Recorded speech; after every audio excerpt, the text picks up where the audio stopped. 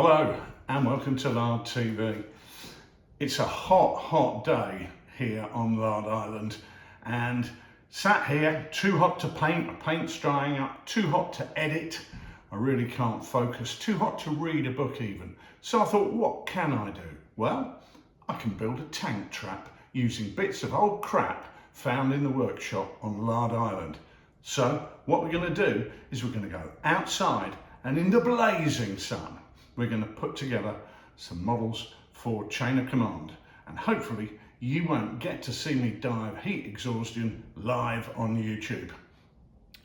Okay, the materials are pretty simple here. I've got a sheet here of 3mm hardboard, and what I'm going to do is I'm going to create the base sections which are going to be 9 inches wide, so it's going to have a 9-inch frontage, but it's going to have a depth of 5 inches. Now that's quite a lot, but keeping it relatively square is going to stop warping. If we were going to something like 9x3, we're likely to get warping. The other thing is I want to have the ditch fairly wide. I want the ditch to be 3 inches wide, but it's also got to have banks either side.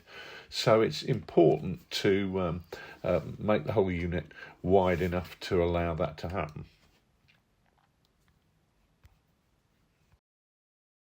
So there we go. The next job, obviously, jigsaw, cut that out. Nice and simple. Clearly, watch your fingers.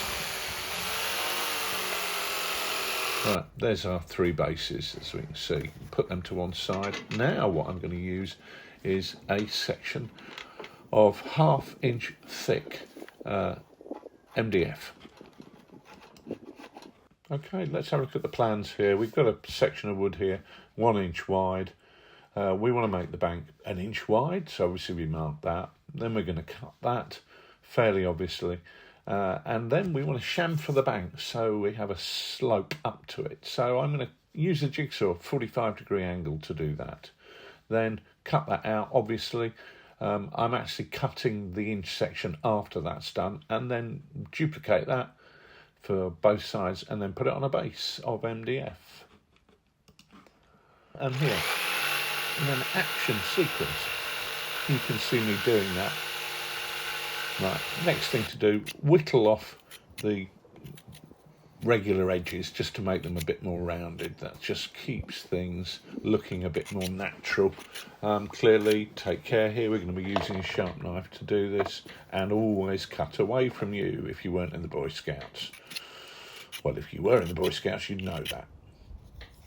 So there we go, we've got all our bits there, so basically the base and the sides and a couple of end pieces. Okay, back into the workshop. And what I'm doing here, I'm just going to use PVA. This is not quite neat, actually. I've watered this down to about 2 PVA to 1 water, which I never really use PVA neat, so that's my standard mix. So I'm just putting that on there, and then I'm going to take my sections and put that down. But what you'll know is I'm actually putting those sections a few millimetres back from the edge of the wood, and that is then going to sand down to give a smooth finish so we don't get a 3mm snub nose on the MDF. So this is going to be fairly obvious. I'm going to repeat this 6 times, and you can see some of those edges look very irregular. That's fine, that's because I'm by no means an expert at woodwork, but we're talking about something that's been dug by a load of impressed labourers. It doesn't have to be perfect. Okay, so putting those down, as you can see on 2 of those sections I've put end pieces on, and they're going to, once they're dry, any gaps I'm going to fill there with filler. Well, actually, any gaps I'm going to fill with hot glue. So I'm going to sand these down now, and then once they're dry, get them sanded. Okay, well, we've got our holes looking like holes, but we want them to look like engineering works and serious obstacles. So what I'm going to use next are these little tacks that I've dragged out of my shed, a workshop. Now, you might be able to see these, you might not. They're tiny little tacks which were designed for coving tacks. So when you put coving up around the edge of the top of the walls and the ceiling, the plaster coving needs to be held in place temporarily while it dries. So you bang it in with these little copper tacks with not flat heads like a nail, but just tiny little tack heads. And you put that in place, and that, once the plaster has dried, you pull them out. Well, I'm not going to be using them for that. I'm going to be using them to create a barbed wire look around the top and all the way around the outside of that anti-tank ditch. So not only is it an anti-tank obstacle, it's also an obstacle for infantry, because basically we want this to look like a proper work of engineering, not just a skateboard park. So to do that, I'm going to be using a small hammer. I think this is an upholstery hammer or a tack hammer, and really just working the way around the top of those things, banging the holes in, banging the tacks in until we get something that we can put our wire on. So here we have it. Here we have one where I bang that in, and you can see those tacks all the way around the outside, and they're going to have just a string of barbed wire running around it. I've seen photographs of Japanese anti-tank ditches which have associated wire with it, and this is the look that I rather like. Next, having done all of these, what we're going to be doing is we're actually going to be texturing the models so that we can paint them. And there's a job of work to be done here, because basically we're trying to infer that we've got a 7-foot deep ditch when in fact we've got something that's probably 25 mil, which I suppose is 6 foot in this, but with certainly the 28 mil figures we use are a lot taller than that.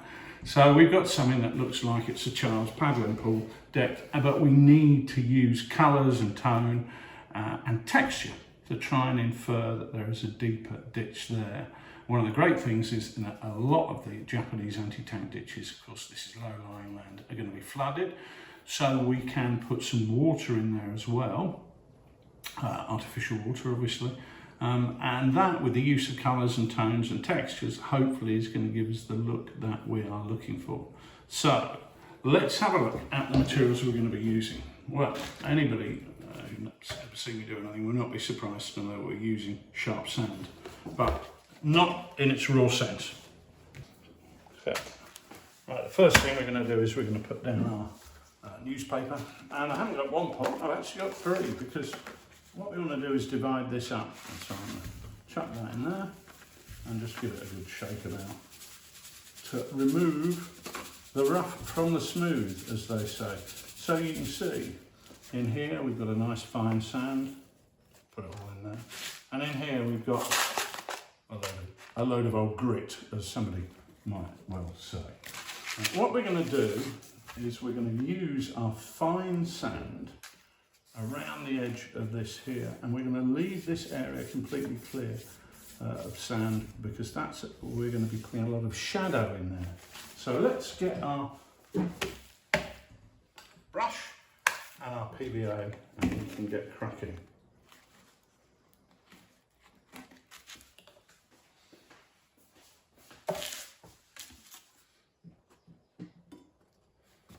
This is a ever so slightly watered down PVA, because I never find I really use it neat. This has been watered down about 2 parts PVA to 1 of water, and that is a pretty good standard mix for putting down sand. So because it's so hot, I'm going to put a decent dollop of that on, and then we're just going to do that side immediately. So this is why I've put my paper down. I can tip that in there, but I can also, when this gets full of crap, just pick it all up and tip it in there. So we can see one side there, let's do the other side there, and it's fine if it sort of goes up on the edge. In fact, it's not only fine, it's what we want on the lip, so to speak, but not right the way up, not right the way up the lip, no. Be too much. So there we go, we've got that on there, and again, pull that straight on,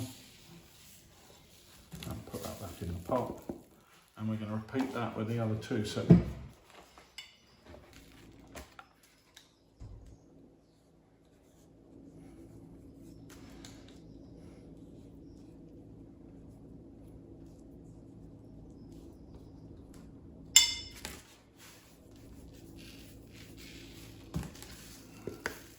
right, there we go. Right, so that's those done. Right, we're not going to use neat grit on the outside, we're just going to put all of that grit back in there.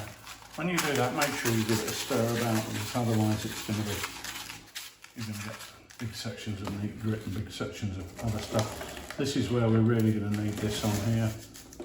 In fact, at this moment in time, I am going to put this up. It's quite a line here. We don't want it to be too gritty. We want to just have a pretty pure, sharp sand finish to this lot. So we'll stir it up again.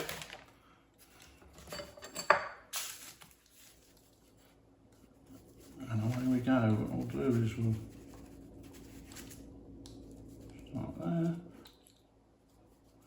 We can work down that interior wall a bit. I'm going to go just halfway around each side because of the heat.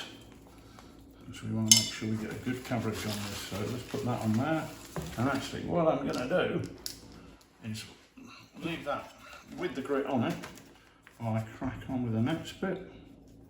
Try not to get grit too far up the wire poles. And you can see this is really just a simple process of working our way all the way around. Obviously avoid the poles that are going to be supporting the wire, but other than that it's a very, very simple process. Just a few minutes work. Just to get it finished. Let's go and put these outside so they can really dry properly. And of course, one of the advantages of the heat is that things are drying very, very quickly. So what I'm doing now is, having let them dry for just about half an hour, that's all it took, 20 minutes, half an hour. I'm just going over this with a very weak mix. You can see I've watered this down, very weak mix of PVA and water, about 2 water to 1 part PVA, just to seal it, and that should make it go like concrete. Okay. Obviously we let that dry, but you can see the finished item here, where that really is, that sand is really solidly in place. We're not going to leave it like that. We're going to start the painting now. So first thing to do, black. I'm just using a black aerosol just to spray those centre sections. Okay, so as we can see, we sprayed it and then we got some overspray. So what I've done is I've just gone over that with a sand colour. It's an Americana Deco Art desert sand, which if I make any errors, I'm quite happy to put that on. I've let that dry. But what that's done is it's given us a clear bit of depth here. I'm not sure whether I'm going to be using yacht varnish to paint this water or whether I'm going to be using artificial water. I'm inclined to say yacht varnish because I want something to look brown and turgid and messy, and a yacht varnish has all of those qualities, unless you put it on a yacht, presumably, when it looks fabulous. So what we're going to do, having let that dry, is we're going to use our Vallejo sepia wash. I'm going to give that a quick shake, put my glasses on so I can see what I'm doing. I've got a pot of water there to create a lethal cocktail of Vallejo wash and water. And we're just going to go over that. Now the first thing I'm going to do actually is start in the middle. And in the middle, I'm going to put this Vallejo wash on neat. Because this is the area where it wants to look like it is dampest. So damp equals dark. Just clear the brush there. Right. So we'll just put that all over the floor, including over the top of that black paint, because we want this to build up sort of tonality, if that is even a word. So away we go, just taking it on that flat floor.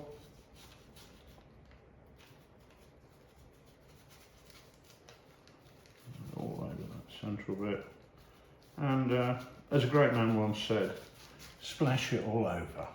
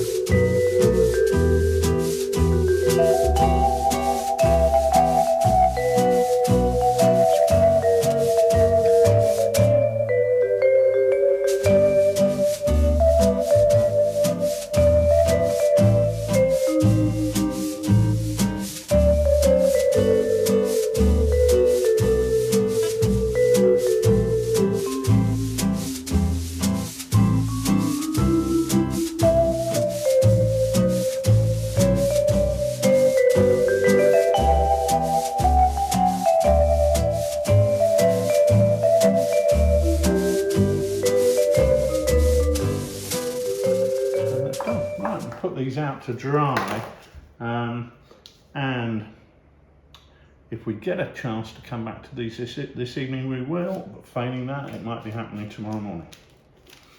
It never hurts to let it have a good dry, because the next stage is going to be to dry brush it up again using the colour that we've just so cleverly covered up. That's going to hopefully again give us a light colour on the top and outer side, which again is going to emphasise the darkness of the central area. And the more I look at this, the more I think that a yacht varnish is going to be appropriate. 2, 3 coats of yacht varnish just in that central area, so it looks like that is flooded. Right, let's get these drying. Okay, one of the benefits of doing this on a red hot day is that things really dry. So here we go, we're using, I'm actually scraping the bottom of the pot here, this desert sand, but look at this, we're going to dry brush on here, and what we're going to do is we're going to avoid the pits of this and just look to get some nice colour on here, which is going to highlight some of these rocks. So we want to really be quite an aggressive dry brush here. We really want to get some highlighting in there, and I haven't painted the tacks which are going to carry the wire, because no point really, because they'll just get all paint all over them at this stage. So we're going to do this, and then we can do that bit in a minute. So let's see what we've got in here. Waste not, want not. Well, that's the theory anyway. I'm just going to go around the top edge, the top lip of that, and just touching a bit down in there, but not touching the areas where the ground's getting damp. So you can see there that we've got quite a good highlight there, bringing out all those different rocky shapes where we use the mixed sharp sand on there to get a really nice effect. So we'll put that to one side, have another dip, and away we go. Now remember, we're actually going to be putting some foliage and bits and pieces on this.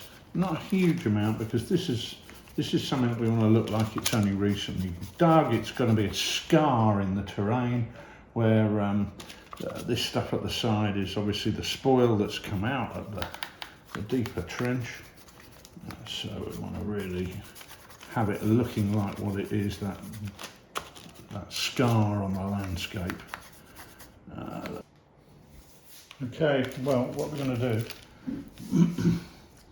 is I'm actually going to use some pastel green and put that on quite wetly.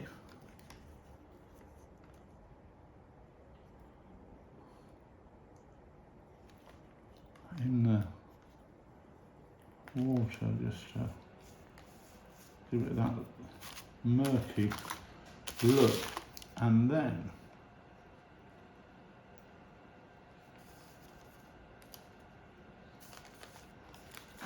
before that dries, we're going to go with an unusual solution. We're going to go with a dark tone quick shade from Army Painter, on the basis that this stuff is really, really glossy. And I was looking for something that would have a really nice gloss finish, but wouldn't take quite as long to dry as yacht varnish, which takes forever and a day whilst it's really nice. So what we're going to do, actually I'm going to use a crappy old brush for this, because it is a brush destroyer without doubt. I'm just going to poke that into the edges.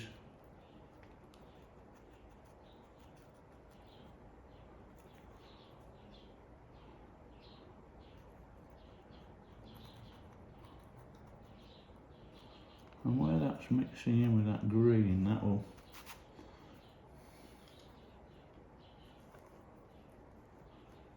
create a bit of a murky mess.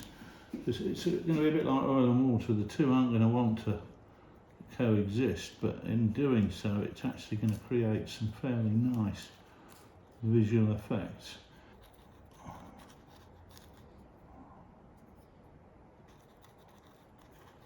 Okay, what I've also done while we've been before I was doing this, I've actually painted the wire stakes in a grey khaki, slightly darker than the sand, but equally it's a light colour because these haven't been here for 20 years. The wood is still a light brownish colour where it started to age in the sun, but it hasn't gone that sort of silvery grey that you get with old wood. So that's that. Once again,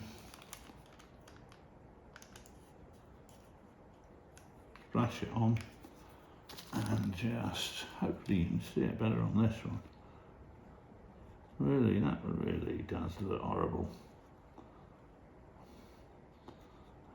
That's the type of thing that needs one of those funny paint names that something about goblins something or other. But there we are. Just has a feel of something unpleasant. Right, we're going to put that outside to dry in the sun, and we really are getting there now with this. Okay, well these are still drying. In several places you can see I'm really getting a nice effect there. One or two places I completely missed it, so I'm going to have to go with that and tidy that up. But the most important thing now is going to be this stuff. Now this is 5-amp fuse wire. You can buy it on little bits of card that are about that big, and you have 3 types, 5 and 15 and 25 I think. It costs a fortune. It doesn't give a lot of coverage. Now we don't actually need a lot of coverage for this, but I've been doing some barbed wire pieces and I bought this, and this cost me £7 from an electrical wholesaler, and it is 1,000 feet of 5-amp fuse wire, which is absolutely brilliant for me. I like the very thin looking wire. I know you can get wires that suggest that they are actually barbed wire, but I just like this stuff. It does the job, and it's what I prefer the look of it. So I'm just gonna crack on with this. We're doing this outside because these are still wet, but hopefully you can see these as we do them. So let's it's a bit like fishing. Play yourself out a bit of line, and then I'm going to 3 times around that one, and then just work your way down. And I always recommend going a couple of times around it, if not 3 times with this stuff. At this price, the additional wire that you use is not costing you very much indeed, and you can see that we're going to go around there, and I'm actually just going to take that over there and carry on, because what I'm just going to do is snip these bits off in a minute, because obviously we don't want this bit going across, but you can see 3 times round.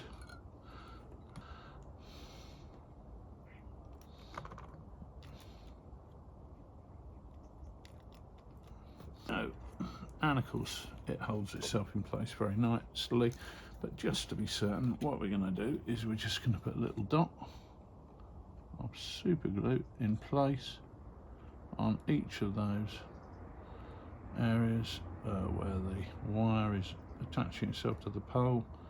Just put a dab on. That should hold it in place. It should mean that we don't get any issue with it moving.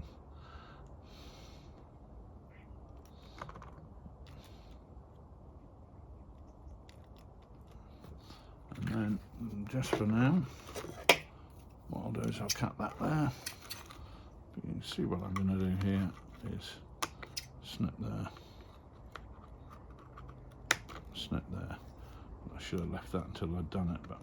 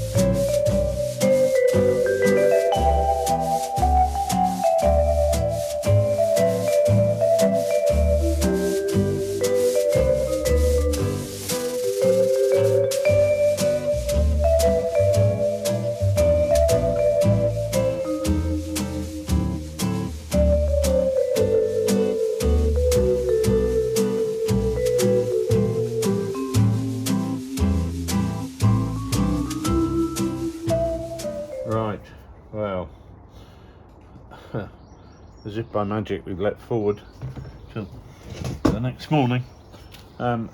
It's going to be a red hot day today, so it's now 6 something, but I thought we'd take the opportunity to use our ground cover. Now this is my jungle ground cover mix, which is a mixture of flock, some static grass, mixed herbs, dried herbs, and all sorts of bits and pieces. But what we're looking to do is this is still a little bit tacky, so I'm going to avoid this. Doesn't matter if I get a bit on it, but I can live with that, but I'll try not to. What we're going to do is just really put it around the edge.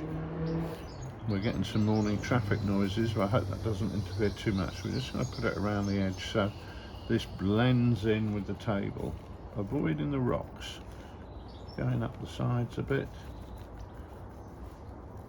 And that's going to allow that to blend in nicely. So we're going to, because I don't want to mess this up too much, I'm going to apply this by hand and just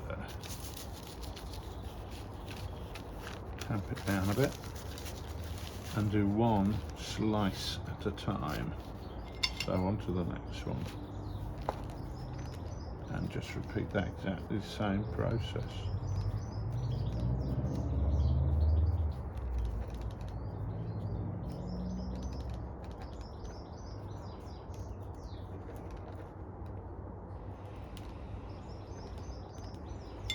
Okay, now we've got that done. That's obviously drying, but for the sake of speed, what I'm going to do is I'm going to crack on and put some colour onto the barbed wire, and I've actually got a bit of flock on here, which is a bit annoying, but I'm just going to give it another coat after I finish making this video. So just indicative of how careful you've got to be when you're using any of these materials that you use for water, because they are very sticky. And that was after, well, 8 or 9 hours out in the summer evening heat. So I'm mixing up a couple of compounds here of modelling pigment, light rust and a medium rust, and I'm just going to mix that with this, which is back to our sepia wash again, and I'm just going to run that over there. I mean, this is not a major paint job, but it's just going to take the shine off that wire just sufficiently to make it blend in with our terrain. And do the same again here. Because it's just one strand of wire, it's a job of seconds really to get that done. I'll just go and try and take the edge off that shiny fuse wire. And there we have it. A build project done in heat appropriate for some of the campaigns in the Pacific. It's 40 degrees outside here, Celsius, and in the workshop and in the office, temperatures are about another 5 degrees higher. So I've been suffering for my art on this one, but I think you'll agree, or hopefully you'll agree, that what we've produced here is something that's going to make a nice addition to the War Games table. What I've gone around and done since that last point where we did the wire is just add a few tufts, just to give that bit of variety, and you can see them here in these stills. I put down some infantrymen, Marine Corps infantrymen, and it's out of theatre, but there's a Sherman to show the scale. I'm just undercoating my Marine Corps Shermans, so they're not really available for photos at the moment because they're all taken apart. But yeah, so that's a project. What I am going to be doing is creating some angles, because a lot of anti-tank ditches would have angular corners and returns on them, but that obviously is going to follow exactly the same principle. But that proves the basics work, and hopefully give you some ideas for your own gaming. Thanks very much for watching, and we'll be back with more on Lard TV very soon.